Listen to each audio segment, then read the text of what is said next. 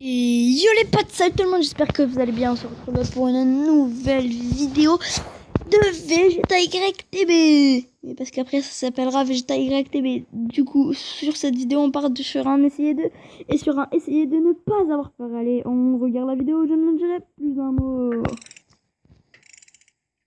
Ah, vous êtes là? Comment allez-vous? Wow! Si en fait, bon déjà, j'avais jamais sapé sur ce moment. Et je l'ai déjà vu 3 fois la vidéo là, du coup ça me fait pas peur. Qu'est-ce que c'est que ce bordel? Est-ce un simple problème d'électronique ou un poltergeist a provoqué ce qui vient de se passer? Ah oui, on est là pour se faire peur. Ah oui. Les amis, aujourd'hui, je ne vais pas vous lire un thread Twitter ou Reddit ou quoi que ce soit, mais je vais vous parler de mes 3 histoires d'horreur préférées, dont l'une qui est celle qui m'a fait mettre un pas dans le paranormal et qui m'a fait adorer ça. Les films d'horreur. C'est vraiment grâce à cette histoire-là. Voilà, je vais devoir un peu synthétiser tout ça, puis je vous mettrai des sources dans la description si on a qui veulent lire avec précision certains trucs. Je trouve ça passionnant. On commence avec l'exorcisme de Michel Hadley. Ouais, Du coup, je si vais vous me voulez convertir dans le la truc prof. Il pour ça, s'agit bah, du du coup, cas allez de sur ça, possession démoniaque le plus mes 3 connu histoires de d'horreur l'histoire et l'un préférées. des plus documentés. Il y a même eu 2 films dessus tellement cette histoire est connue. C'est celle-ci qui m'a fait plonger dans le paranormal. Je vais vous la conter avec un plaisir démesuré. Anneliese Michel est une jeune Allemande née le 21 septembre 1952 à Lidfling en Bavière. Je ne parlerai plus allemand, désolé. Elle fait partie d'une famille catholique très croyante et elle va jusqu'à faire pénitence pour faire pardonner les péchés des autres, en plus des siens. Elle est vraiment impliquée dans le péché game, vraiment. Tout se passe bien jusqu'à ses 16 ans, donc jusqu'en 68, où là elle commence à avoir des crises de convulsions. Elle est alors diagnostiquée épileptique par les médecins, mais ça ne va pas s'arrêter là. Son état continue de se détériorer, les crises sont de plus en plus nombreuses et il pense du coup qu'il y a un problème psychologique derrière ça, alors il l'envoie dans un hôpital psychiatrique pendant une année. Ça ne s'améliore pas, c'est même pire qu'avant. En plus de ça, elle tombe en dépression, donc c'est vraiment la totale pour la pauvre Anneliese Michel, qui va alors commencer à parler de possession démoniaque. Elle va commencer à être persuadée qu'elle est possédée par des démons, à tel point qu'elle va se mettre à rejeter les symboles catholiques comme les crucifixes, la Bible, tout ça. Elle va se mettre à chier là-dessus, vraiment, comme si elle en voulait à l'église de ne rien faire pour elle, alors qu'elle est convaincue qu'elle est possédée. Elle le crie sur tous les toits. Sa situation va ensuite s'arranger, elle va sortir de l'hôpital, elle va reprendre le chemin de la foi, elle va se remettre à prier, à croire, mais elle surveille ses arrières. Elle garde quand même une petite fiole d'eau bénite, hein, tu vois, dans la poche arrière, au cas où il y a un démon, bam, dans la gueule. À partir de là, la pauvre, c'est une descente aux enfers.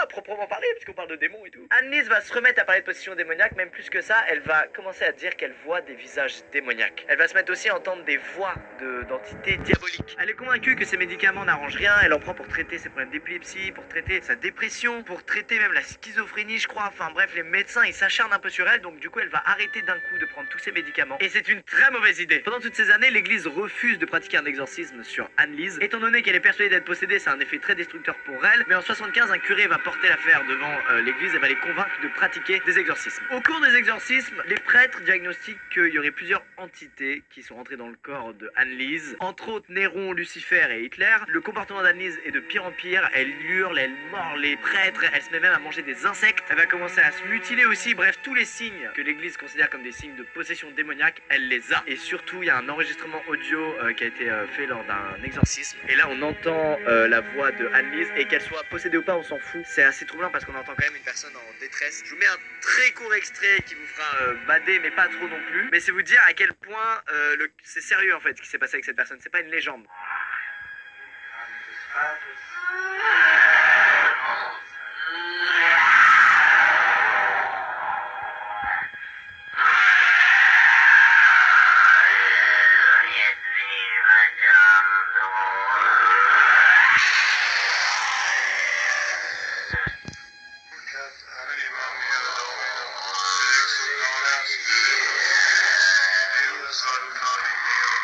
Le 1er juillet 76, Anneliese décède. Elle meurt à l'âge de 25 ans après des années de souffrance. Et cette histoire a fait d'elle le cas de possession démoniaque le plus connu de l'histoire. Ça, c'est l'histoire comme les gens aiment la raconter, sauf qu'il y a un décor qui est beaucoup plus glauque après ça. C'est-à-dire qu'il y a eu un procès qui a commencé en mars 78 et qui a accusé en fait les prêtres qui ont pratiqué les exorcismes et les parents d'Anneliese de négligence, entraînant la mort d'une personne. Le procès était assez dingue et emblématique parce que ça opposait l'église qui parlait de faits surnaturels comme de possession démoniaque à la science, les médecins qui expliquaient que le comportement d'Anneliese Annelise était liée à tous les médicaments qu'elle prenait et leurs effets secondaires, et aussi à l'arrêt brutal de cela, c'est-à-dire que c'est des traitements lourds, et quand t'arrêtes en plein milieu, ça met ton cerveau un peu en bordel. Résultat du procès, les parents d'Annelise et les prêtres furent condamnés à 6 mois de prison avec sursis. Pourquoi? Parce qu'en fait, s'il y avait eu non-lieu, ça donnait raison aux prêtres d'avoir eu ces pratiques-là sur Annelise, et ça aurait surtout montré que la justice voit la possession démoniaque comme une réalité, et non plus comme un mythe ou quelque chose de paranormal, et on n'a pas de preuve que ça existe vraiment. Voilà, c'est assez ouf comme histoire, ça opposait vraiment le paranormal et la science, et ce qui est horrible, c'est que les symptômes d'une possession démoniaque, si ça existe, sont vraiment très très proches, voire exactement les mêmes que les effets secondaires de certains médicaments que tu prends quand t'as un traitement lourd contre certains problèmes psychologiques, entre autres. Donc du coup, ce procès était compliqué et ça rend l'histoire assez folle, et en tout cas, Annelise Michel, paix à son âme, et c'est horrible ce qu'elle a vécu, et voilà, que ce soit une possession démoniaque ou juste un problème psychologique, c'est affreux. Bon, maintenant que vous allez pas dormir, bah autant que je continue, que je vous raconte une deuxième histoire. Je suis le père Castor de ma génération. L'histoire de Robert la poupée. Oh là là, cette voix. Robert the Doll, une histoire qui m'a marqué de ouf parce que c'est l'une des rares histoires qui contient une poupée hantée. Bah, je crois que c'est la seule en fait avec Annabelle. Mais surtout cette putain de poupée, elle a une gueule un peu atypique. On a souvent parlé de poupées dans les vidéos, mais regardez-moi ça. Qu'est-ce que c'est que ça? Qui a designé ce truc? En 1906, Robert Eugène Otto est un jeune enfant qui vit en Floride et qui se voit offrir une poupée. Il est encore enfant à ce moment-là. Quand il reçoit la poupée, elle fait carrément sa taille. Et c'est la servante de la famille, de la maison, originaire des Bahamas, qui lui a offert cette poupée. Et elle est vue comme une personne qui pratique un peu la magie noire et le vaudou. La théorie, c'est qu'elle a offert cette poupée au fils de la famille pour se venger du calvaire qu'elle vivait à cause d'eux. Alors, Robert trouvait que la poupée lui ressemblait, donc il lui a donné son nom. Au calme. La poupée s'appelle donc Robert et lui se faisait appeler par sa famille par son deuxième prénom, Eugène. Pour moi, c'est un gros début de schizophrénie, mais ainsi soit-il. Il va rapidement y avoir un problème avec cette poupée, cet enfant, puisque les parents, ils entendent Eugène parler à Robert dans sa chambre. Mais ils entendent deux voix différentes, c'est ça qui est glauque. Alors, les enfants ont souvent des amis imaginaires, ou en tout cas, ils en créent, donc ils se disent que leur fils interprète tout simplement la voix de sa poupée Robert, ainsi que la sienne, et il converse à sa poupée, sauf qu'en fait, c'est lui qui fait les questions et les réponses. Quelques années plus tard, les parents vont changer d'avis parce que là, il va plus être question de simples petites conversations entre les deux. Ils entendent la poupée crier sur Eugène et lui donner des ordres. Au calme, Robert, il prend un melon, mon pote, t'as jamais vu ça. Les parents ont même dit que quand ils sont entrés dans la chambre, ils voyaient Eugène dans un coin de la pièce en PLS et Robert posé sur une chaise. Au calme. Elle était une poupée, tu redescends, mon pote, ok? Souvent, quand les parents rentraient chez eux après être allés en vacances ou au cinéma, ils retrouvaient des trucs cassés dans la maison et le pauvre Eugène, il avait rien fait. Du coup, il répondait Robert did it, c'est-à-dire c'est Robert qui a fait ça. Cette phrase aujourd'hui, elle est commune un peu dans les familles en Floride. Quand un gamin fait une bêtise, il dit Robert did it, tellement. C'est vous dire à quel point l'histoire de Robert the Doll est connue là-bas. Le temps passe, les années passent, les parents d'Eugène décèdent. C'est triste, mais c'est la vie, c'est comme ça que ça se passe. Eugène se retrouve alors à vivre dans la maison de ses parents sans ses parents. Bon, c'est un adulte maintenant, hein, il a 30 ans, enfin tu vois, voilà. Il se retrouve donc avec une chambre en trop. Qu'est-ce qu'on fait quand on a une poupée en trop et une chambre en trop? Eh ben on unit les deux. Voilà pour que la poupée ait sa petite chambre à elle. Eugène, tu fais quoi là? Eugène va ensuite étudier l'art à Paris, puis il revient vivre dans cette fameuse maison des années plus tard avec son épouse, Anne. Eugène, il continue de parler à Robert la poupée. Anne, elle se dit, mais qu'est-ce que c'est que ce bordel? Ça dure, ça dure, ça dure, et un jour elle fait, j'en ai marre! Elle négocie, Robert, ça dégage, ça va au grenier. Voilà. Et là, c'est très très glauque, puisque les voisins vont se mettre à aller voir Eugène en lui disant, mec, il y a un truc dans ton grenier qui bouge. Robert la poupée se met aux fenêtres du grenier, puis bouge, passe d'une fenêtre à l'autre calmement. Ah ok. Mais Eugène refuse de jeter Robert à la poubelle. Anne, ça va la rendre folle, folle, folle, folle, folle. Quelques années plus tard, Anne décède, paix à son âme, et il y a plein de voisins qui pensent que Robert did it. On arrive en 74, Eugène décède, la maison est vendue, une famille vient emménager là, et il y a toujours Robert au grenier. Bah oui, c'est soit son foyer à lui. Et c'est ouf parce que la famille a constaté que leur petite fille de 10 ans se mettait à développer une relation imaginaire avec cette poupée, avec Robert. Et on peut voir Robert dans une cloche en verre, dans un fort, qui est devenu, je crois, un musée des horreurs, ou je sais plus trop quoi, mais bref. Et en fait, quand on passe devant, il faut lui demander la permission de prendre une photo. Et apparemment, il aurait hanté quelques visiteurs du truc. Quoi qu'il en soit, c'est génial l'histoire avec les poupées. Enfin, c'est génial à lire, à vivre. C'est un peu moins génial apparemment. Et cette histoire-là m'avait aussi énormément fait kiffer. Et puis surtout la gueule atypique de la poupée, quoi. Mec, c'est fou. Bon, n'est-il pas temps de passer à la troisième histoire? The Enfield Poltergeist. Eh, pas dégueu celui-là. Alors déjà, qu'est-ce qu'un poltergeist? Ça vient du coup de l'allemand poltergeist, c'est le dérivé de poltern, qui veut dire faire du bruit, et geist, qui veut dire esprit. Il s'agit donc d'un phénomène paranormal consistant en des bruits divers, des déplacements, apparitions ou disparitions d'objets ou autres phénomènes a priori inexplicables. Oui, j'étais sur Wikipédia. On bat les couilles. Nous sommes en 1977 à Enfield, une ville d'Angleterre.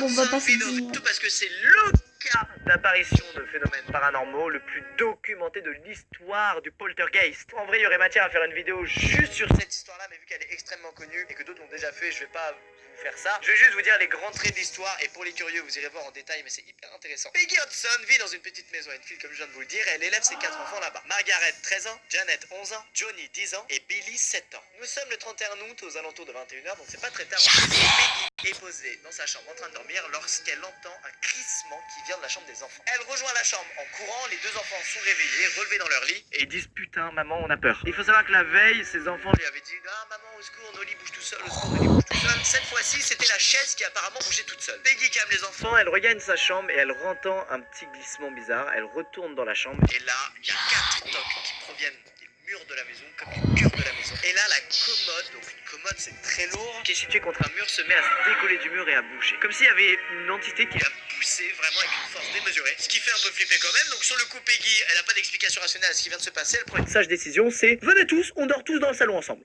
C'est la meilleure idée. Peggy va alors aller chercher de l'aide auprès de ses voisins en les suppliant de venir dans sa maison pour inspecter avec elle parce qu'il s'est passé un truc pas très normal quand même. Alors ils vont commencer à se balader dans la maison et il y a ces fameux toc-toc qui vont continuer d'apparaître. Mais ils apparaissent toujours autour de là où Peggy et ses voisins se trouvent dans la maison. C'est comme si quelqu'un était enfermé dans les parois de la maison et toquait à l'endroit où ils sont en se déplaçant en même temps qu'eux pour leur faire peur. Aux alentours de 23h, ils ont toujours pas d'explication logique, donc Peggy elle se dit bon bah ça se trouve c'est vraiment quelqu'un qui est venu dans la maison, donc dans le doute je vais appeler la police pour qu'ils enquêtent. La police se ramène, ils rentrent dans la maison, tout est très calme, d'un coup ils réentendent les fameux toc-toc et là l'un des fauteuils du salon se met à glisser d'environ 1 mètre sur le sol. Les policiers, qu'est-ce que tu veux qu'ils fassent? Si c'est un truc paranormal, c'est un truc paranormal, les flics ils peuvent rien faire, c'est pas eux qu'il faut appeler. Qui faut appeler? Peggy contacte la presse et il y a un gars de la presse qui est sensible à ça, il s'appelle George Fallows et il va sur les lieux, il entend les fameux coups et il décide de contacter un organisme pour gérer l'affaire. Ça fait la une de plusieurs journaux, tout le monde parle de ça, et souvent il y a des journalistes et des enquêteurs devant la maison, bref du coup la famille vit un enfer, ils sont fatigués, ils ont du mal à dormir et en plus il y a ça. À partir de là, les manifestations surnaturelles se multiplient et elles semblent être centrées autour de Janet. Par exemple, c'est Janet qui se réveille en pleine nuit avec une sensation de suffoquer comme si quelqu'un lui avait pincé le nez et mis une main sur la bouche. C'est vers Janet que les objets volent, bref, ça a l'air vraiment d'être autour d'elle. Maurice Gross, qui fait partie du fameux institut qui enquête sur le paranormal, est régulièrement chez la famille de Peggy pour être témoin des phénomènes et voir ce qu'il peut faire. Comme je vous ai dit, c'est souvent autour de Janet que ça se passe et une nuit, Janet se réveille en hurlant, elle bouge dans tous les sens, elle est excitée. Maurice essaie de la calmer mais il se fait mordre. Ça finit par une petite injection d'un produit pour la calmer. On n'aura pas la fin de sa vidéo parce que sinon je pourrais ça fait pas un peu mettre penser une justement vidéo sur au cas YouTube. de Annelise, c'est ça qui est horrible. À partir de là, il y a plein de photos de Janet qui vont être prises. Janet qui vole contre la radio. La célèbre photo de Janet qui lévite au-dessus de son lit, même si on dirait qu'elle saute, hein, clairement. Et alors du coup, voilà, c'est ça qui est horrible, c'est réel. Les enquêteurs s'enchaînent, Ah les bon, médiums ouais. s'enchaînent. Il y a un nombre de gens qui passent dans cette maison pour voir ça et pour essayer d'arranger la situation, c'est incalculable. L'histoire prend fin en 78, genre il y a tellement de trucs paranormaux dans la maison qu'ils se sont habitués. Genre Janet quand elle se couche, elle est projetée hors du lit, elle se met à voler. C'est normal, ça devient normal. Il y a alors une décision qui est prise, c'est qu'elle aille en hôpital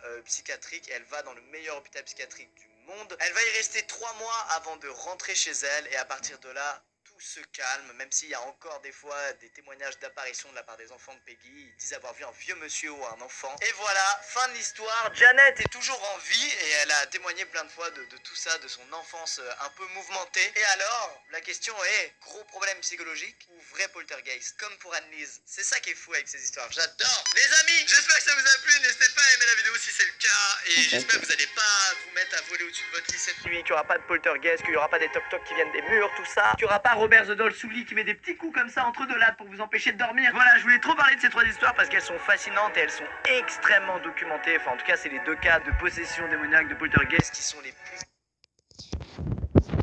Bon, pour moi, c'est la fin. La fin de quoi? La fin du monde, les amis. Non, bon, la fin de cette vidéo, n'hésitez pas à liker, mais à ne pas disliker, surtout pas le pouce vers le bas. Surtout pas. Allez, bye, salut tout le monde. Et puis bye.